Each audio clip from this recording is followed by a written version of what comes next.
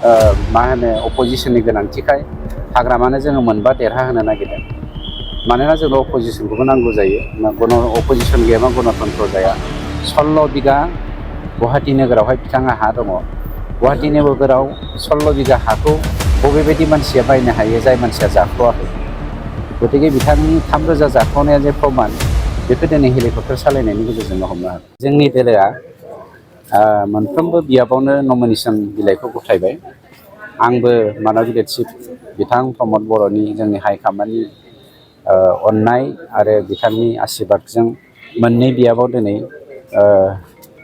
जोंनि 14 नं निसिमा बियाब आरो 11 नं जोंनि बावगुनि बियाबाव आंबो नमिनेशन साबमिट होनो हाबाय। बे मोनसे खोब गिदिर साक्सेसफुल खामानि। जेरै मानसिफ्रा मेट्रिक होनो थांबा हाखु दाखु मोनसे खामानियाव सांग्रां जानानै थांनाय बायदि नमिनेशन बिलाइ गथायनाय बेफोरबायदिनो हाबाफारि।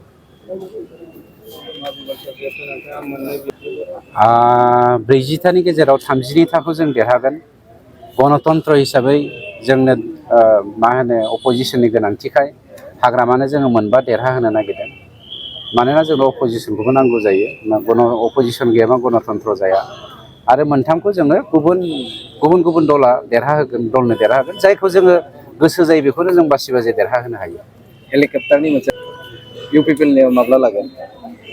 हेलिकप्टार लानाय लायैया गेदेर खोथा नङा।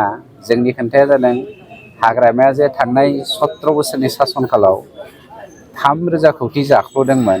बेनो बिथांनि दिनैनि हेलिकप्टार सालायनायनि मोनसे फोरमान। गतिके 22 कोटि गारनानै बिथाङा हा फानदों होनदों। क'क्राझार माबायाव मा होनो आं खोनानो मोन्दों, I am not sure even the' आं खोनादों जे 16 बिगा गुवाहाटि नोगोरावहाय बिथाङा हा दङ। गुवाहाटि नोगोराव 16 बिगा हाखौ बबेबायदि मानसिया बायनो हायो जाय मानसिया जाख्ल'आखै। गतिके बिथांनि 3,000 जाख्ल'नाया जे प्रमान बेखौ दिनै हेलिकप्टार सालायनायनि गेजेरजोंनो हमनो हागोन।